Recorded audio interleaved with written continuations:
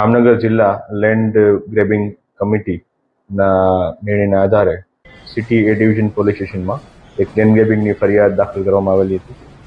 બનાવની વિગત મુજબ જે જામનગર શહેરમાં સરકારી ખરાબાની રેવન્યુ સર્વે નંબર 1125 નંબરની જે જમીન હતી તે જમીનના શ્રી સરકાર હોવાનું જાણવા છતાં આ કામના જે આરોપીઓ છે તેમના દ્વારા એના ખોટા નકશાઓ બનાવી અને એમાં પ્લોટિંગ પાડી અને જે મધ્યમ અને ગરીબ વર્ગના લોકો સાથે છેતરપિંડી કરી અને એમને લલચાવી ફોસલાવી અને પોતાને આર્થિક ફાયદો મેળવવાના લાલચ આ પ્રકારનું કૃત્ય કરેલું હતું. જમીન પચાવી પાડી અને એને વેચી આપવામાં આવેલી હતી.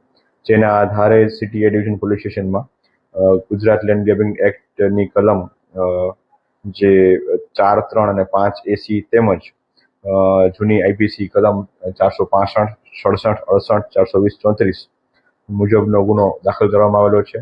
આ એફઆઈઆરમાં કુલ 6 આરોપીના નામ છે, જેમાં મનસુખ રતિલાલ ભટ્ટી, આમદ ઉમરભાઈ કફી, નૂર મોહમ્મદ ઉર્ફે બોદુ દાઉદભાઈ ચાવડા, રાજેશ કાંતિલાલ મારુ, યજ્ઞેશ રતિલાલ રાણપરિયા અને જગદીશ ગણેશભાઈ ચોવટિયા નો સમાવેશ થાય છે.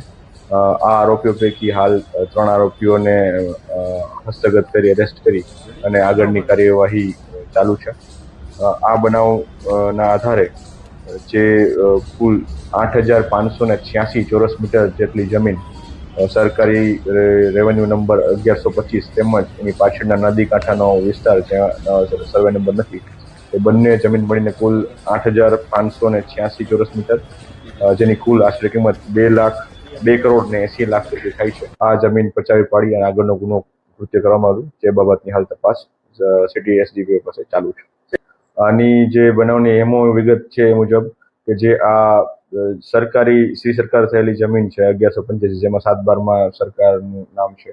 આ જમીનના એક જય સરદાર નોન ટ્રેડિંગ કોર્પોરેશન આ લોકો આરોપીઓ દ્વારા બનાવી અને એ નોન ટ્રેડિંગ કોર્પોરેશનના નામે જે ખોટા નકશાઓ અને પ્લોટિંગ પાડી અને જે લોકો છે મધ્યમ વર્ગના એમને પાસેથી આ પ્રકારનો પ્લોટો એમને વેચી અને આર્થિક ઉપાર્જન મેળવવા માટે આ પ્રકારનું કૃત્ય એમને કરેલું હોવાનું જણાઈ આવેલ છે. અને હાલ પૂરતા આ પ્રકારનું તપાસ ચાલુ છે, જેમાં 6 આરોપીઓ એફઆઈઆરમાં નામ જણાવેલા છે, તેના ઉપર તપાસ ચાલુ છે.